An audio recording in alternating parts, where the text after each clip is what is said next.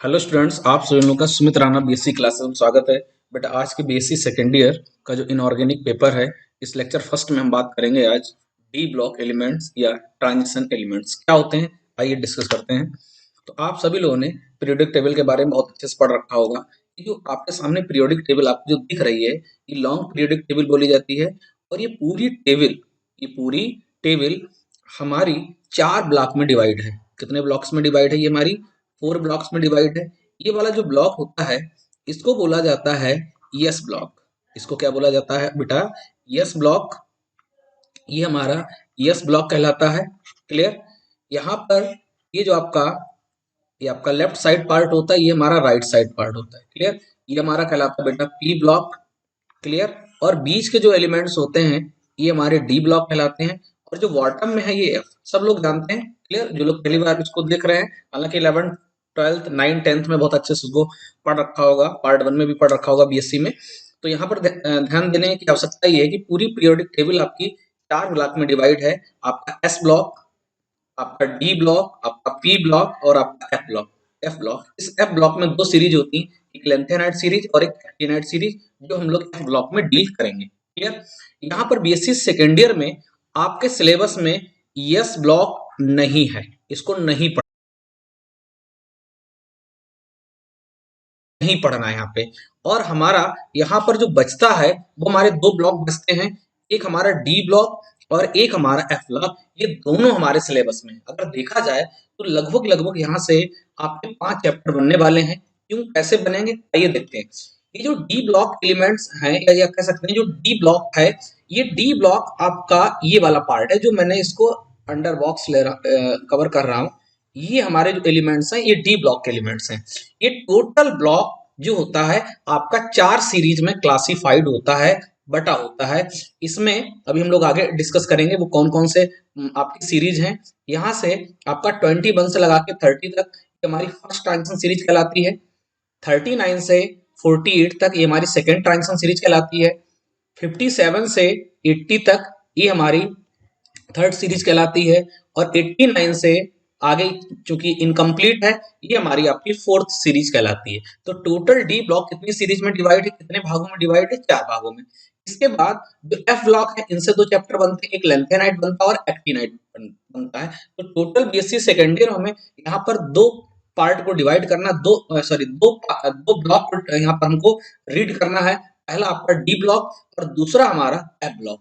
Clear? अब बात करते हैं कि डी ब्लॉक के एलिमेंट्स क्या होते हैं। क्लियर? तो सभी लोगों ने देखिए, मैंने पूरा डी ब्लॉक यहाँ पर अलग ही सेपरेट कर लिया है, बाकायदा आपको दिख रहा है। क्लियर? ये टोटल जो आपको एलिमेंट्स दिख रहे हैं, ये सारे आपके डी ब्लॉक के एलिमेंट्स हैं। क्लियर? यहाँ से स्टार्ट हो जाता है। अगर आप टोटल पीरियोडिक टेबल को यहाँ पर देखें, तो टोटल पीरियोडिक टेबल में बेटा कितने ग्रुप होते हैं? ये टोटल आप देखेंगे 18 ग्रुप होते हैं। कितने बेटा ग्रुप होते हैं? वर्ग, जिसको हिंदी में कहते हैं। ये टोटल आपके 18 वर्ग होते हैं। कितने वर्ग होते हैं बेटा? 18 वर्ग होते हैं। और टोटल यहाँ पर बेटा वर्ग कितने होते हैं? 18। और बेटा यहाँ पर आवर्त जो है वो बेटा कितने मिलेंगे आपको? 7। कितने मिलेंगे आपको? 7 यहाँ पर आपको आवर्त मिलने वाले हैं। इसके बाद जो डी ब्लॉक है, इस डी ब्लॉक में कितने आपके वर्ग आते हैं? तो वर्ग 3 से लगा के वर्ग 12 तक, यानी 3 से 12 तक के जो वर्ग हैं वो डी ब्लॉक के हैं।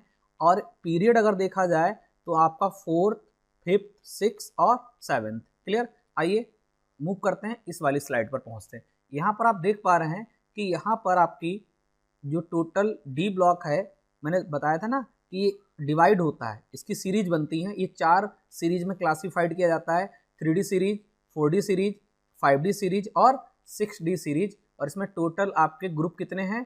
3, 4, 5, 6, 7, 8, 9, 10, 11, 12। तो 3 से लगा के 12 तक के जो आपके ग्रुप हैं, ये हमारे किस में आते हैं? डी ब्लॉक के अंतर्गत आते हैं। क्लियर? तो सबसे पहले हम जानना चाहते हैं कि डी ब्लॉक के एलिमेंट्स या ट्रांजिशन एलिमेंट्स क्या होते हैं। आइए सबसे पहले इसकी डेफिनेशन की बात करते हैं। लिखा है कि ग्रुप थर्ड से, जो भी आप लोगों ने जस्ट अभी डिस्कस किया है पिछली स्लाइड में, कि ग्रुप थर्ड से ग्रुप 12 तक के समस्त एलिमेंट्स को डी ब्लॉक के एलिमेंट्स कहलाते हैं। यानी ग्रुप 3 से लगा के ग्रुप 12 तक के जो एलिमेंट्स होंगे, वो सारे एलिमेंट्स आपके डी ब्लॉक के एलिमेंट्स कहलाते हैं। इन एलिमेंट्स के जो लास्ट इलेक्ट्रॉन होते हैं वो n-1d सबसेल्स में इंटर करते हैं। अभी हम लोग देखेंगे कि जो आपका n-1d सबसेल क्या होता है। अभी केवल इतना आप जानना चाहें कि डी ब्लॉक के एलिमेंट्स के जो लास्ट इलेक्ट्रॉन होते हैं बेटा वो कहाँ इंटर करते हैं, वो n-1d सबसेल में, या डायरेक्ट आप बोलो कि डी ब्लॉक के जो एलिमेंट्स होते हैं इनके लास्ट इलेक्ट्रॉन आपके डी सबसेल में इंटर करते हैं। एस और पी ब्लॉक के एलिमेंट्स के बीच में प्लेस्ड किया गया है। अगर हम इनकी पीरियोडिक पोजीशन देखें तो इनकी जो पीरियोडिक पोजीशन है वो टेबल में पोजीशन क्या है कि इन एलिमेंट्स को एस और पी ब्लॉक के बीच में, अभी आपने पीछे पीरियोडिक टेबल देखी थी तो जो डी ब्लॉक दबा हुआ है वो एस और पी के बीच में है, तो कह रहा है कि इन एलिमेंट्स को एस और पी ब्लॉक के बीच में प्लेस्ड किया गया है, इट मीन्स रखा गया है। इनका इलेक्ट्रॉनिक कॉन्फ़िगरेशन क्लियर, इनका जो इलेक्ट्रॉनिक कॉन्फ़िगरेशन है वो आपका है n-1d 1 से 10 और ns 0 से 2। इसका अर्थ क्या हुआ, इसका अर्थ हुआ है आप सभी लोग जानते हैं कि जो d की कैपेसिटी होती है इलेक्ट्रॉन के रखने की वो कितनी होती है, मैक्सिमम 1, कितनी 1। तो कह रहा है कि इसमें इलेक्ट्रॉन 1 से लगा के 10 तक आ जाते हैं, कहानी समझ में आ रही ना। और s की कैपेसिटी कितनी होती है आपकी, 1 से लगा के 2 तक, 1 से लगा के 2 तक। तो वो कह रहा है कि अगर s में इलेक्ट्रॉन नहीं होंगे, अगर एक भी इलेक्ट्रॉन नहीं आएगा तो 0, अगर 1 आएगा तो s1 हो जाएगा, अगर 2 आ जाएंगे तो s2 हो जाएगा। तो ओवरऑल ये जो कॉन्फ़िगरेशन यहाँ पे मैंने लिखा है बेटा ये इसका जनरल इलेक्ट्रॉनिक कॉन्फ़िगरेशन है। तो अगर आपसे कोई पूछता है सामने वाला कि डी ब्लॉक एलिमेंट्स का जनरल इलेक्ट्रॉनिक कॉन्फ़िगरेशन क्या होता है तो आप इसको यही बोलेंगे, समझ में आ रहा ना। अब मूव करते हैं नेक्स्ट आगे। लिखा है यहाँ पर इसमें जिंक, कैडमियम, मरकरी ग्रुप को भी इंक्लूड किया गया है। देखिए आप कहोगे ये तो कोई नई बात थोड़ी ना, अरे भाई पीरियोडिक टेबल में ये जो डी ब्लॉक का एलिमेंट, जो डी ब्लॉक होता है उस डी ब्लॉक में ये जो एलिमेंट्स हैं बेटा जिंक, कैडमियम और मरकरी, ये डी ब्लॉक के एलिमेंट्स तो होते हैं लेकिन इनको ट्रांजिशन एलिमेंट नहीं कहा जाता। ये बहुत इंपॉर्टेंट क्वेश्चन है, कभी भी कंपटीशन में या कभी भी वाइवा में इंटरव्यू में पूछा जाता हो तो यहीं से क्वेश्चन पुटअप होता है, क्योंकि यहीं से चीजें थोड़ी सी कह सकते हैं कॉन्सेप्चुअल बन जाती हैं। तो कह रहा है कि जिंक, कैडमियम, आइए अगर हम अपनी पीरियोडिक टेबल को देखें तो यहाँ पर आप देखें जिंक ये वाला है, एक मिनट, यहाँ पर ये आपका जिंक, ये आपका जिंक, कैडमियम और मरकरी ये डी ब्लॉक के एलिमेंट्स तो हैं लेकिन ट्रांजिशन नहीं है। अब आप कहोगे सर ये ट्रांजिशन का क्या लफड़ा है, तो आइए देखते हैं। तो कह रहा है इसमें जिंक, कैडमियम और मरकरी ग्रुप को भी इंक्लूड किया तो किया गया है, लेकिन कह रहा अर्थात ग्रुप 12 के एलिमेंट्स डी ब्लॉक के एलिमेंट्स तो हैं लेकिन ट्रांजिशन एलिमेंट्स नहीं है। अब बात को जरा समझने का प्रयास करिए, ये सारे एलिमेंट्स डी ब्लॉक के अंतर्गत तो आते हैं। यहां पर दो चीजें हैं, यहां पर एक वो एलिमेंट्स जो ट्रांजिशन एलिमेंट्स हैं और एक वो जो ट्रांजिशन एलिमेंट्स नहीं है। तो ध्यान दीजिएगा कि सारे एलिमेंट्स आपके डी ब्लॉक के एलिमेंट्स तो हैं लेकिन ट्रांजिशन एलिमेंट्स नहीं है। अब हमको समझना है कि एक नया वर्ड ट्रांजिशन वर्ड क्या लगा है। वैसे बुक्स में तो लिखा होता है कि जब आप एस से पी की तरफ मूव करते हैं, यानी एस ब्लॉक से पी ब्लॉक की तरफ जाते हैं, तो बीच में कौन सा ब्लॉक पड़ता है, डी। तो जिसकी वजह से इनकी प्रॉपर्टी चेंज होती है, उस प्रॉपर्टी चेंज की वजह से हम इनको बोल देते हैं ट्रांजिशन एलिमेंट्स। लेकिन ठीक है, हम थोड़ा सा यहाँ पर आपको एक नए तरीके से समझाएंगे ट्रांजिशन की क्या डेफिनेशन है। फिलहाल के लिए आगे कह रहा है कि 12 ग्रुप के एलिमेंट्स डी ब्लॉक के एलिमेंट्स तो हैं लेकिन ट्रांजिशन नहीं है। यानी ये जो एलिमेंट्स हैं जिंक, कैडमियम, मरकरी, ये बेटा कहाँ रखे होते हैं, ये हमारे ग्रुप 12 के एलिमेंट्स तो हैं, अर्थात डी ब्लॉक के एलिमेंट्स तो हैं लेकिन ट्रांजिशन नहीं है। तो आइए समझते हैं ट्रांजिशन क्या है। उससे पहले इलेक्ट्रॉनिक कॉन्फ़िगरेशन समझ लेते हैं। जैसे मैंने यहाँ पर स्कैंडियम का इलेक्ट्रॉनिक कॉन्फ़िगरेशन लिया है, तो स्कैंडियम के पास बेटा टोटल इलेक्ट्रॉन कितने होते हैं, 21 होते हैं। जब आप इसका इलेक्ट्रॉनिक कॉन्फ़िगरेशन करोगे तो इलेक्ट्रॉनिक कॉन्फ़िगरेशन आपको क्या मिलने वाला है स्कैंडियम का। वैसे इसका कंप्लीट इलेक्ट्रॉनिक कॉन्फ़िगरेशन तो कुछ इस तरीके से, ये बेटा आर्गन है, ये थोड़ा शॉर्ट फॉर्म में मैंने इसको लिख दिया है। वैसे इसका कंप्लीट इलेक्ट्रॉनिक कॉन्फ़िगरेशन करना चाहो तो 1s2 2s2 2p6 3s2 3p6 3d1 और आपका 4s2, कुछ इस तरीके से इसका कंप्लीट होता है। यहाँ से यहाँ तक ये वाला जो कॉन्फ़िगरेशन होता है बेटा 2 2 4 6 10 2 12 6 18, ये बेटा आर्गन का होता है। किसका होता है, आर्गन का। तो इसको आर्गन AR और इसको 3d1 और 4s2, कुछ इस तरीके से इसको लिख दिया जाता है। कहानी समझ में आ रही ना? तो ओवरऑल यहाँ पर बताना ये चाह रहा हूँ कि इसका जो इलेक्ट्रॉनिक कॉन्फ़िगरेशन अभी मैंने बोला था En-1 और आपका D 1 से 10 और NS 0 से 2 तक, ये आपका जनरल, ये आता कहाँ से वो मैं आपको बताना चाह रहा हूँ। देखिए यहाँ पे आपने स्कैंडियम का इलेक्ट्रॉनिक विन्यास कर दिया, तो सबसे पहले कौन भरेगा? S भरा जाएगा। जब S में पूरे इलेक्ट्रॉन भर जाएंगे उसके बाद फिर इसको भरा जाएगा, D को भरा जाएगा। ये आपका क्या है? इलेक्ट्रॉनिक विन्यास का रूल है, उसके अनुसार हम इनको फिलअप करते हैं। तो यहाँ पर आप देख रहे हैं कि बेटा यहाँ पर N की वैल्यू कितनी है बेटा? 4 है। N की वैल्यू क्या है? 4। और ये हमारा बेटा है आउटर सेल, इसको बेटा क्या कहते हैं? हमारी आउटर सेल है, या इसको बैलेंस सेल भी कहते हैं। और ये वाला जो होता है 3D, ये बेटा हमारा क्या कहलाता है? Inner cell. इसको बेटा क्या कहते हैं? इनर सेल, या इसको प्रीसीडिंग सेल भी बोलते हैं। प्रीसीडिंग सेल का अर्थ है जो अंदर की सेल प्रेजेंट होती है। तो ये आउटर सेल है और ये आपकी क्या है? Inner cell. तो आउटर सेल में N का वैल्यू कितना है बेटा? 4 है। और इनर वाला आप देख रहे हैं वो बेटा कितना है? 1 कम है, इसीलिए फार्मूले में क्या रखा जाता है? N-1। क्या रखा जाता है? N-1। उम्मीद है कि ये चीज आपके समझ में आ गई होगी। यहाँ पे देखते हैं चित्र के माध्यम से, ये आपका एटम का न्यूक्लियस हो गया। आपने यहाँ पर ये स्कैंडियम का ही इलेक्ट्रॉनिक कॉन्फ़िगरेशन समझाया, 2 8 9 2। तो यहाँ पर 1s2 हो जाएगा, ये 2s2 2p6, ये 3s2 3p6 3d1 और 4s2। इसका अर्थ क्या है कि ये हमारी बेटा आउटर सेल कहलाती है और ये हमारी बेटा इनर सेल है। जब आउटर सेल कंप्लीट हो जाएगी फिर इलेक्ट्रॉन बेटा किस में जाएगा? डी में जाएगा। देखिए स्कैंडियम में जो आपका लास्ट इलेक्ट्रॉन होता है वो कहाँ जा रहा है? ये आपका है NS। ये बेटा क्या है आपका? ये NS है और ये है बेटा N-1D।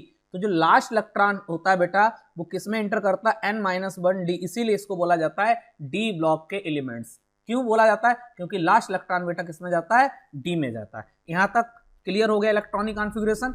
अब बात आ रही है कि सर मुझे ट्रांजिशन का फंडा समझना है, तो इसके लिए ये पैराग्राफ जो आपका एक डेफिनेशन है इसको जरा पढ़ते हैं। लिखा है कि वे एलिमेंट्स ट्रांजिशन एलिमेंट्स कहलाते हैं, यानी उन एलिमेंट्स को ट्रांजिशन एलिमेंट कहा जाता है जिनके एटम या आयन, अब एटम या आयन का अर्थ क्या है? जैसे मान लो आपका जिंक है, या पहले इसी का ले लो आप, कौन सा? ये जिंक, हाँ जिंक ही ले लो। तो जिंक, कैडमियम और मरकरी, ये तो 3 है, जिंक, कैडमियम और मरकरी। तो जिंक ये जो है आपका ग्राउंड स्टेट का या न्यूट्रल स्टेट का कॉन्फ़िगरेशन है, लेकिन जब ये आयन में बदलेगा तो क्या हो जाएगा? Zn डबल पॉजिटिव हो जाएगा, Zn सिंगल पॉजिटिव हो जाएगा। कहानी समझ में आ रही ना? तो ये वर्ड आपको मालूम होना चाहिए कि जिनके एटम या आयन के इलेक्ट्रॉनिक कॉन्फ़िगरेशन में d ऑर्बिटल इनकम्प्लीट होते हैं। बात समझिए, ट्रांजिशन एलिमेंट उन्हीं को बोला जाएगा जिनके एटम या आयन की जो d ऑर्बिटल है वो इनकम्प्लीट होनी चाहिए। d ऑर्बिटल में पूरे 10 के 10 इलेक्ट्रॉन नहीं होना चाहिए, 10 से कम रहना चाहिए। अगर 10 से कम इलेक्ट्रॉन है बेटा तो वो हमारा कैसा एलिमेंट होगा? वो हमारा ट्रांजिशन एलिमेंट होगा। तो क्या जिंक, कैडमियम और आपका मरकरी, जिंक, कैडमियम और मरकरी, क्या इनकी डी ऑर्बिटल पूरी भरी होती है? इसके लिए भी हम लोग आगे एग्जाम्पल देखेंगे। फिलहाल ये डेफिनेशन को समझने का प्रयास करिए। जिनके एटम या आयन के इलेक्ट्रॉनिक कॉन्फ़िगरेशन में डी ऑर्बिटल कैसी होती बेटा? इनकम्प्लीट होती है। डी ऑर्बिटल कैसी होती? इनकम्प्लीट। तो जिन एलिमेंट्स की डी ऑर्बिटल इनकम्प्लीट होगी, अधूरी होगी, हाफ फिल्ड होगी या पार्शली फिल्ड होगी, वो हमारे ट्रांजिशन एलिमेंट कहलाएंगे। ग्रुप 12 के एलिमेंट्स जिंक, कैडमियम, मरकरी को ट्रांजिशन एलिमेंट नहीं कहा जाता है। क्यों नहीं कहा जाता है? क्योंकि इनके किसी एटम या आयन में डी ऑर्बिटल कंप्लीटली फिल्ड होती है। ओहो, बात यहां पर ये निकल के आई कि जो हमारे ट्रांजिशन एलिमेंट्स होते हैं इनकी जो डी ऑर्बिटल होती है बेटा ये तो फुल्ली फिल्ड होती है। डी ऑर्बिटल बेटा कैसी होती? फुल्ली फिल्ड होती है। इस कारण इनको ट्रांजिशन एलिमेंट नहीं कहा जाता है। क्लियर? इनको ट्रांजिशन एलिमेंट नहीं कहा जाता। इन एलिमेंट्स को स्यूडो एलिमेंट्स कहा जाता है। क्या एलिमेंट्स कहा जाता है? स्यूडो। स्यूडो का हिंदी अर्थ होता है आभासी। अब बात आ रही है कि सर ट्रांजिशन, लेकिन ट्रांजिशन का हिंदी अर्थ होता है संक्रमण। एक और आपको बताएं, ट्रांजिशन का अर्थ होता है कि इलेक्ट्रॉन का मूवमेंट। इलेक्ट्रॉन का मूवमेंट का अर्थ क्या है? आगे चल के हम कुछ सीएफटी की आपको झलक पढ़ाएंगे, सीएफटी के बारे में थोड़ा सा आपको आइडिया देंगे, हालांकि आपके सिलेबस में नहीं है। तो सीएफटी में क्या होता है कि जब डी ऑर्बिटल की स्प्लिटिंग होती है, सीएफटी के अकॉर्डिंग जब d ऑर्बिटल टूटता है, जैसे मान लो ये d ऑर्बिटल दो पार्ट में टूट गया, इसको बोलते हैं T2g और इसको बोलते हैं Eg।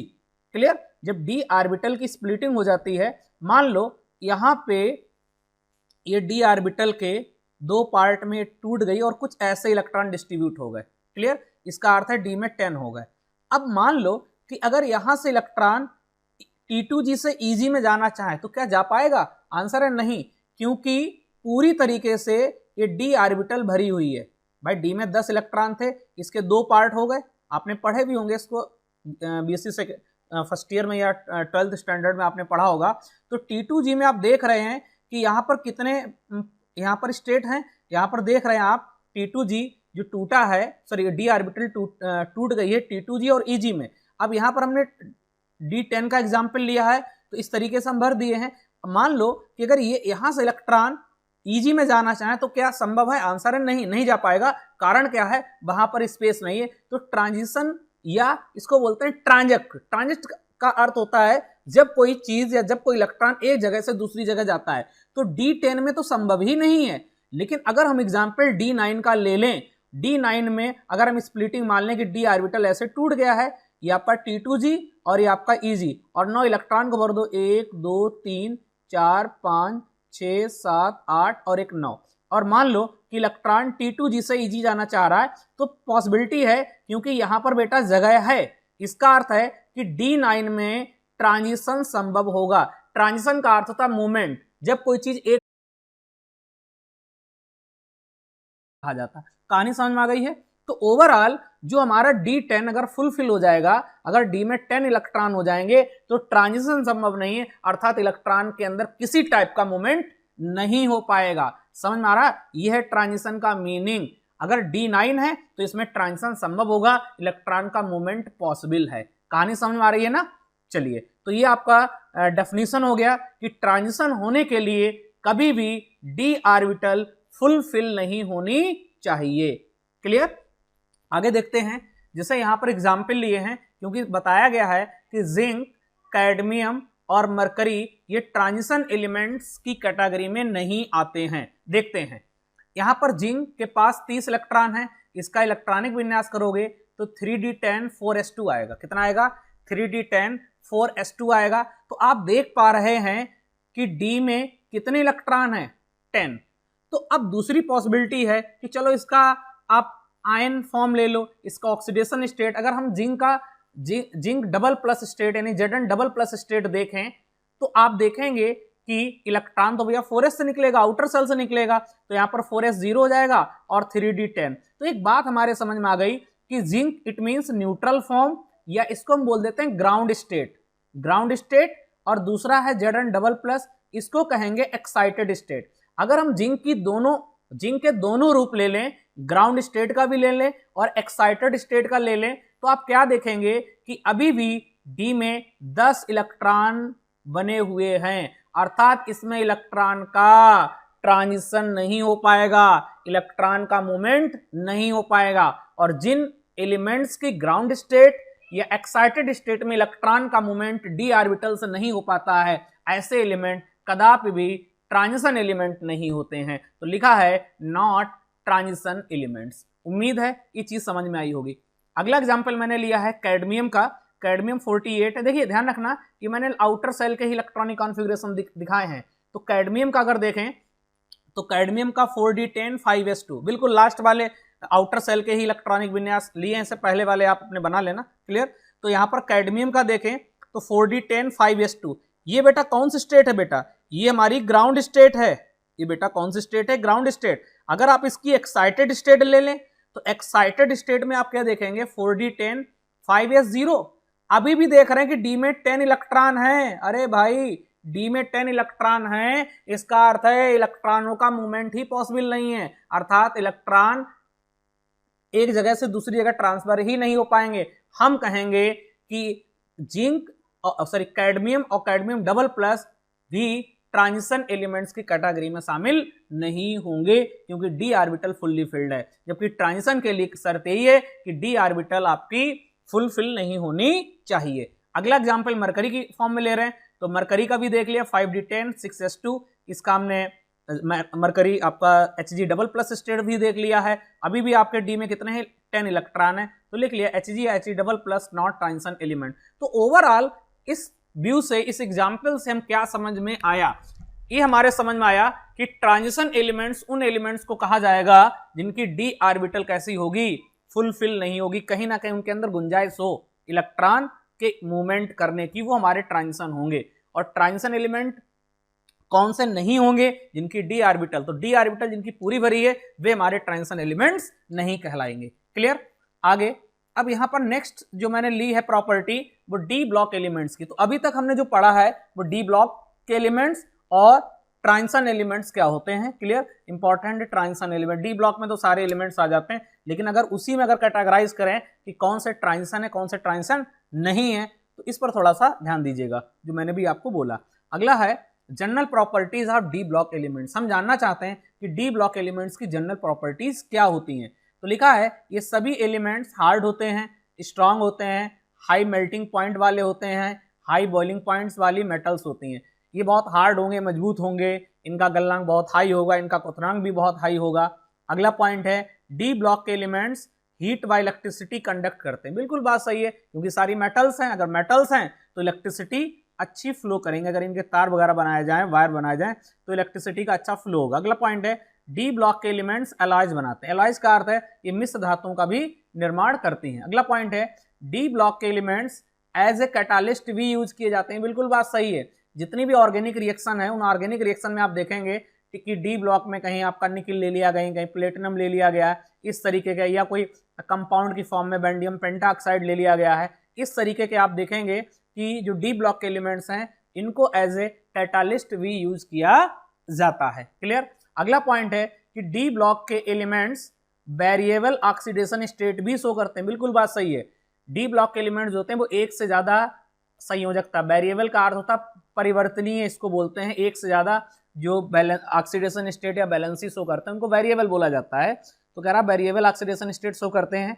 इनके आयंस व कंपाउंड कलर्ड होते हैं। ध्यान रखना जो डी ब्लॉक के एलिमेंट्स होते हैं इनके आयन और कंपाउंड बेटा कैसे होंगे, कलर्ड होंगे। नेक्स्ट पॉइंट है कह रहा डी ब्लॉक के एलिमेंट्स कॉम्प्लेक्स कंपाउंड का फॉर्मेशन करते हैं। ये भी बहुत इंपॉर्टेंट है कि जो डी ब्लॉक के एलिमेंट्स हैं ये हमारे कॉम्प्लेक्स कंपाउंड का भी निर्माण करते हैं। जब हम लोग डिटेल आगे देखेंगे तो इसका हम देखेंगे किस तरीके से कॉम्प्लेक्स कंपाउंड का फॉर्मेशन करते हैं। नेक्स्ट पॉइंट है कि डी ब्लॉक के एलिमेंट्स मैग्नेटिक प्रॉपर्टी भी शो करते हैं। मैग्नेटिक प्रॉपर्टी का अर्थ है जो चुंबकीय गुण होते हैं, पैरामैग्नेटिक, डायामैग्नेटिक, वो हम लोग आगे डिस्कस करेंगे। क्लियर।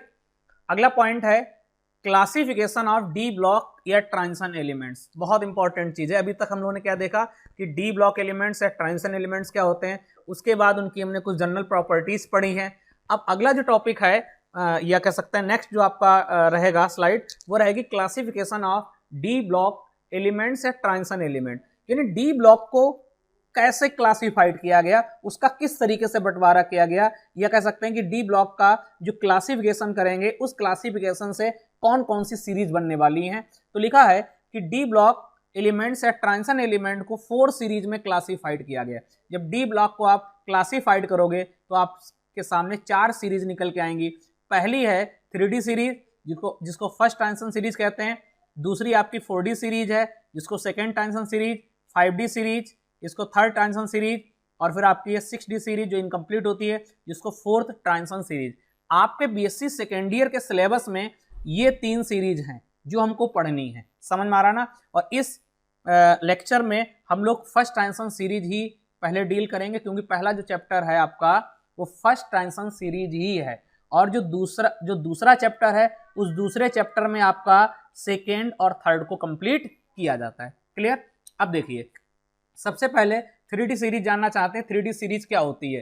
तो सबसे पहले आपको बता दें कि 3D सीरीज में 10 एलिमेंट्स होते हैं। कितने एलिमेंट्स होते हैं? 10 एलिमेंट्स। तो आइए इनको पॉइंट टू पॉइंट फॉर्म में पढ़ लेते हैं। करा इस सीरीज के एलिमेंट्स में लास्ट इलेक्ट्रॉन 3D। बिल्कुल बात सही है, 3D सीरीज है। अभी आपने देखा था स्कैंडियम वाला, स्कैंडियम कौन सा है? 3D सीरीज का ही तो आपका एलिमेंट्स है ना, स्कैंडियम, टाइटेनियम, वैनेडियम। तो आप क्या देख रहे थे कि स्कैंडियम में जो लास्ट इलेक्ट्रॉन है वो कहाँ जा रहा था? 3D में जा रहा था। तो कह रहा है कि इस सीरीज के एलिमेंट्स में लास्ट इलेक्ट्रॉन 3D ऑर्बिटल या सबसेल में एंटर करते हैं। क्लियर। अगला पॉइंट है इस सीरीज में स्कैंडियम से लगा के जिंक तक ये जो 10 एलिमेंट्स हैं, इन 10 एलिमेंट्स को ही हम लोग क्या कहते हैं, 3D सीरीज के एलिमेंट्स, यानी कह सकते हैं कि 3D सीरीज में 10 एलिमेंट्स प्रेजेंट होते हैं। और ये जो 3D सीरीज है ये बेटा किस पीरियड में प्रेजेंट है, 4th पीरियड में। पीरियोडिक टेबल में मैंने भी बताया था कि जो 3D सीरीज है वो कहाँ प्लेस्ड है, 4th पीरियड में प्लेस्ड है। उम्मीद है 3D सीरीज समझ में आई होगी। मूव करते हैं नेक्स्ट स्लाइड पर। अगला है 4D सीरीज। 4D सीरीज क्या है, 4D सीरीज में जो भी एलिमेंट्स आएंगे इनके लास्ट इलेक्ट्रॉन बेटा कहाँ एंटर करेंगे, 4D सबसेल्स में। तो कह रहा है कि इस सीरीज के एलिमेंट्स में लास्ट इलेक्ट्रॉन 4D ऑर्बिटल या सबसेल में एंटर करता है। इस सीरीज में 10 एलिमेंट्स आपका दिखाए गए हैं एटर्बियम से लगा के आपका कैडमियम तक, समझ में आ रहा ना। इसके बाद लास्ट वाला पॉइंट है, करा ये एलिमेंट्स पीरियोडिक टेबल के 5th पीरियड में रखे गए। ध्यान रखना 4D सीरीज के जो भी एलिमेंट्स होंगे, 4D सीरीज के जो भी एलिमेंट्स होंगे वो कहाँ रखे जाएंगे, वो आपके 4th पीरियड में रखे जाएंगे। ये दिमाग में बसा लो, कहाँ रखे जाएंगे, 4th पीरियड में। क्लियर। अगली सीरीज है आपकी 5D सीरीज। 5D सीरीज को समझ लेते हैं। करा इस सीरीज के एलिमेंट्स के लास्ट इलेक्ट्रॉन 5D ऑर्बिटल या सबसेल में एंटर करते हैं। अब भाई 5D सीरीज है तो 5D सीरीज में जो भी एलिमेंट्स होंगे, 5D सीरीज में जो भी एलिमेंट्स होंगे वो बेटा कहाँ प्लेस्ड किए जाएंगे, वो आप बात चल रही थी इलेक्ट्रॉन कहाँ जाएगा। तो 5D सीरीज में जो भी एलिमेंट्स आएंगे वो कहाँ एंटर करेंगे बेटा, 5D ऑर्बिटल बोल दें या 5D सबसेल बोल दें, बात एक ही है। अगला पॉइंट है, इस सीरीज में जो 10 एलिमेंट्स हैं, इस सीरीज में बेटा जो 10 एलिमेंट्स हैं वो कौन कौन से हैं, लेंथेनम, यानी लेंथेनम से स्टार्ट होंगे, लेंथेनम 57 व हाफनियम आपका मरकरी तक। क्लियर। तो इस पर हम अलग से इसको डिस्कस करेंगे। फिलहाल अभी इतना याद रखिए कि इस सीरीज में 10 एलिमेंट्स होते हैं, लेंथेनम आएगा, उसके बाद हाफनियम से मरकरी तक के ये 10 एलिमेंट्स होंगे। लास्ट पॉइंट है कि ये जो एलिमेंट्स हैं ये पीरियोडिक टेबल में बेटा कहाँ रखे हैं, हमारे 6th पीरियड में रखे गए। ये ध्यान रखना, जो 5D सीरीज के एलिमेंट्स होते हैं इनको पीरियोडिक टेबल में कहाँ रखा जाता है बेटा, इनको पीरियोडिक टेबल में 6th पीरियड में रखा जाता है। क्लियर। तो ये हमारी कितनी सीरीज हो गई आपकी, 5D सीरीज। क्लियर। तो पहली कौन सी थी आपकी, यहाँ पे देखिए ये 3D सीरीज हो गई, स्कैंडियम से जिंक तक। इसके बाद आपकी 4D सीरीज, ये कहाँ से स्टार्ट होती है, ये इटर्बियम से कैडमियम तक स्टार्ट होती है। इसके बाद जो 5D सीरीज है, इस 5D सीरीज में लेंथेनम आएगा, उसके बाद हाफनियम से आपका मरकरी तक। इसके बाद हमारी जो लास्ट सीरीज है वो लास्ट सीरीज है आपकी, इसको बोलते हैं 6D सीरीज। क्लियर। इसमें जो भी, हालांकि ये सीरीज इनकम्प्लीट होती है, इसके जो भी एलिमेंट्स होते हैं उनके लास्ट इलेक्ट्रॉन 6D में इंटर करते हैं। तो लिखा है कि इस सीरीज के एलिमेंट्स के लास्ट इलेक्ट्रॉन 6D ऑर्बिटल में इंटर करते हैं। ऑर्बिटल बोल दो या सबसेल बोल दो, बात एक ही है। क्लियर। कह रहा ये सीरीज इनकम्प्लीट होती है, इस सीरीज के एलिमेंट्स पीरियोडिक टेबल के 7th पीरियड में स्थित होते हैं। तो ध्यान रखना 6D सीरीज के जो भी एलिमेंट्स आएंगे वो बेटा किस पीरियड में आने वाले हैं, वो हमारे 7th पीरियड में आने वाले हैं। क्लियर। तो उम्मीद है कि यहाँ तक तो आपकी चीजें बहुत अच्छे से समझ में आई होंगी। यहाँ पर आपको देख रहे हैं कि इस तरीके से डी ब्लॉक का पूरा पार्ट बना दिया गया है, यहाँ पे समझा दिया गया है। ये आपका 3D series, 4D series, 5D series है और आपका ये 6D सीरीज। हालांकि इसको हम पहले पढ़ भी चुके हैं तो यहाँ पर कोई आवश्यकता नहीं है। क्लियर। इसके बाद ये पूरा आप देख पा रहे हैं कि इस सामने आपको जो दिख रहा है पूरा ट्रांजिशन एलिमेंट का, आइए इसको भी डिस्कस कर लेते हैं साथ ही साथ। क्लियर। हालांकि लेक्चर लग रहा है कि कुछ बड़ा हो जाएगा, कोई बात नहीं। आप देख पा रहे हैं पूरा जो पार्ट है ये डी ब्लॉक का पार्ट है, इसको समझते हैं, बहुत इंपॉर्टेंट है, बहुत बहुत ज्यादा इंपॉर्टेंट है। थोड़ा सा कलर को चेंज करते हैं जिससे क्लियर दिखाई दे।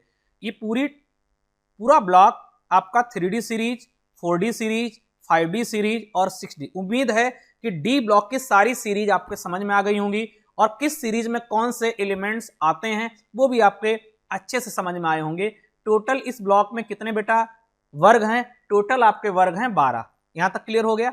अब यहां पर देखिए मैंने लास्ट में कुछ सर्किल किए, जैसे जिंक, कैडमियम, मरकरी, इनको स्यूडो एलिमेंट कहा जाता है। ये ट्रांजिशन एलिमेंट्स नहीं होते, ध्यान रखना। और साथ ही साथ ये कलरलेस होते हैं। कैसे होते हैं, कलरलेस, बिल्कुल कलरलेस होंगे। बात भैया यही है, कलरलेस का अर्थ है D10 कलर कंपाउंड जब ही शो करेगा जब एक इलेक्ट्रॉन एक सेल से एक ऑर्बिटल से दूसरी ऑर्बिटल में जाएगा तब वो क्या करता है, कलर शो करता है। और जिंक, कैडमियम, मरकरी कलर तो शो ही नहीं करेंगे। क्यों नहीं शो करेंगे? क्योंकि इलेक्ट्रॉन के मूवमेंट की जगह ही नहीं है, डी ऑर्बिटल फुल्ली फिल्ड, इसलिए कलरलेस होते हैं और इनको सूडो एलिमेंट्स कहा जाता है। इसके पड़ोस में एक और ग्रुप है 11, ये है आपका कॉपर और आपका सिल्वर और आपका गोल्ड। क्लियर? ये वाला जो है इसको बोला जाता है क्वाइनेज मेटल्स। क्वाइनेज मेटल्स का अर्थ होता है इससे मुद्रा धातुएं बनाई जाती हैं, इसलिए इसको क्वाइनेज मेटल्स कहा जाता है। ये भी जानना हम लोगों के लिए जरूरी है। इसके बाद इसी पड़ोस में एक ग्रुप आपका है 10, इसमें निकिल, पैलेडियम और प्लेटिनम ये कुछ एलिमेंट्स हैं। लिखा है यूज्ड फॉर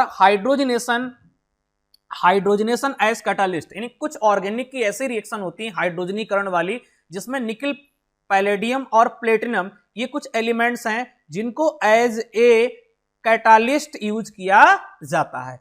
उम्मीद है कि ये चीजें अच्छे से समझ में आ रहे। अगर आप एज ए 11th 12th को बहुत अच्छे से, या बीएससी फर्स्ट जो भी आप केमिस्ट्री में जो भी क्लासेस पढ़ रहे हैं इस टाइम, क्लियर, तो ये 11th में भी काम आने वाला है, 12th में भी काम आने वाला है, क्योंकि हमारा बेस तो 10+2 ही माना जाता है। ये सारी चीजें वहीं से ली गई हैं। क्लियर? हालांकि हमारा बीएससी में भी ये चैप्टर रिपीट किया गया है, लेकिन यहाँ पर हम थोड़ा सा इसको एडवांस लेवल पर इसको पढ़ने वाले, लेकिन इसका बेसिक जितना भी है वो आपको अच्छे से मालूम होना चाहिए, इस वजह से हम इसको बार बार रिपीट कर रहे हैं। क्लियर? इसके बाद दोबारा एक आपके सामने सीरीज आ गई है, वही डी ब्लॉक की 3D सीरीज, 4D और आपकी 5D। इसमें कुछ ट्रिक्स हैं याद करने की, क्योंकि बच्चों के सामने बस यही बात आती है कि सर इस सीरीज को कैसे याद किया जाए। तो सबसे पहले आपकी 3D सीरीज को अगर देखा जाए तो यहाँ पर scandium, titanium, vanadium, chromium, manganese, iron, cobalt, nickel, copper, zinc, इस तरीके की जो एलिमेंट्स आपके सामने आ रहे हैं, इनको कैसे याद किया जाए, इनको कैसे याद किया जाए, तो इसके लिए एक ट्रिक है कि सचिन तेंदुलकर को बोल्ड किया मुरली ने। इसको कैसे याद किया जाएगा, याद करने का ट्रिक देखिए। जो स्कैंडियम है इससे बना दिया गया सचिन, टाइटेनियम से तेंदुलकर, और जो आपका वैनेडियम है बोल्ड, और क्रोमियम से किया, Mn जो मैग्नीज है इससे मुरली हो गया, जो आपका आयरन इससे फिर हो गया, कोबाल्ट से को हो गया, निकिल से नी हो गया, कॉपर से का, और जेडन से जादू। तो पूरी अगर लाइन पढ़ोगे, सचिन तेंदुलकर को साइलेंट हो गया, बोल्ड किया मुरली ने, फिर को नी का जादू। आप 3 से 4 बार रिपीट करेंगे, रफ लिखेंगे, उम्मीद है आपको याद हो जाएगा और फायदा मिलेगा। 3 टाइम इसको याद करना है, सुबह, दोपहर, शाम। सो सचिन तेंदुलकर को बोल्ड किया मुरली ने, फिर कोहनी का जादू। क्लियर? ये हमारी 3D सीरीज याद करने की ट्रिक हो गई। जो भी आपके पास ट्रिक हो, जो आपने दूसरी जो आपकी सीरीज है ये 4D सीरीज है। इसमें आपका ये इटरवियम, इसके बाद ये जर्कोनियम है, नावियम है, मोलिब्डेनम है, ये आपका टेक्नीशियम है, टेक्नीशियम के बाद आपका ये रूथीनियम है, इसके बाद ये आपका Ru, इसको रूडियम बोलते हैं, ये पैलेडियम है, ये आपका चांदी, इसको सिल्वर, और ये आपका कैडमियम। ये एलिमेंट आपके सामने दिख रहे हैं ना। तो इनको याद करने का क्या तरीका है? इसको याद करने का तरीका है कि ये जरूरी नहीं, इससे बोल दिया गया ये जरूरी नहीं, नहीं मीन्स नावियम को मोहब्बतें, जो मोलिब्डेनम है ये जरूरी नहीं, मोहब्बतें जो TC है जिसको हम लोग टेक्नीशियम कहते हैं, इससे बन गया तेरी, और जो Ru है, जो आपका कौन सा एलिमेंट है Ru, जिसको रूथीनियम कहते हैं, रुलाती, और RH जो RH एलिमेंट है जिसको रूडियम बोल दिया गया, रहें, और पैलेडियम से पंडित बना दिया गया, और यहां पर Ag सिल्वर से अगर कहें तो ये हो गया ये जरूरी नहीं मोहब्बतें तेरी रुलाती रहें पंडित अगर कहे। क्लियर? इसको इस तरीके से याद किया जा सकता है। इसके बाद लास्ट हमारी है जो 4D नहीं 3D 4D, ये तो भैया 5D सीरीज है। कौन सी सीरीज है ये? 5D सीरीज है। इस 5D सीरीज में देखिए कौन कौन से एलिमेंट हैं। यहां पर आपका है ये लेंथेनम, लेंथेनम के बाद हाफनियम, और आपका टेंटलम है, टेंटलम के बाद ये आपका टंगस्टन है, रीनियम है, ओस्मियम है, इरिडियम है, प्लेटिनम है, गोल्ड है, और मरकरी है। क्लियर? इसको याद करने का क्या तरीका है? इसको याद करने का तरीका ध्यान रखना, ये लेंथेनम और हाफनियम, इनके बीच में 14 एलिमेंट्स होते हैं। आपको बता दें ये 14 एलिमेंट्स होते हैं। लेंथेनम और हाफनियम के बीच में 14 एलिमेंट्स होते हैं, और ये 14 जो एलिमेंट्स होते हैं इन्हीं को लेंथेनाइड कहा जाता है, इन्हीं को लेंथेनाइड कहा जाता है। और इनका लास्ट इलेक्ट्रॉन F में इंटर करता है, ध्यान रखना। उसके बाद हाफनियम के बाद फिर ये स्टार्ट होगी कहानी, ध्यान रखना, हाफनियम फिर टेंटलम टंगस्टन ये सब आगे के एलिमेंट्स स्टार्ट होंगे। तो इसका याद करने का क्या तरीका सुनिएगा, इसका याद करने का तरीका है ला हफ्ता, ये ला HF और TA इन तीनों से बन जाएगा ला हफ्ता बरना रे, उससे इधर पिटाई और होगी। इसको इस तरीके से याद कर लिया जाता है कि ला हफ्ता, जो गुंडे मवाली लोग होते हैं जो फिल्मों में देखा होगा जो हफ्ता वसूल करते हैं ना दबंगई में, तो वही लिखा कि ला हफ्ता वरना रे क्या होगा, उससे इधर, उससे का अर्थ है जो हमारा डॉन होगा, उससे इधर पिटाई और होगी, अगर नहीं देगा तो तेरी पिटाई और होगी। तो ये थोड़ा सा इंटरेस्टेड ट्रिक और टेक्निक थी सीरीज को याद करने की। क्लियर, कोशिश की कि पूरा वीडियो अच्छे से बनाया जाए, चीजें समझ में आए। तो इस ओवरऑल अगर इस लेक्चर का एनालिसिस किया जाएगा तो टोटल आपका 10+2 से ही रिलेटेड था। तो जिन बच्चों का अच्छे से 11, 12 या BSc नहीं हुआ है वो इस वीडियो लेक्चर को अच्छे से पढ़ें, इसको बार बार देखें, कहीं पर कोई प्रॉब्लम आ रही है पॉज करके उसको लिखें। क्लियर, अब मिलते हैं अपने सेकेंड वीडियो।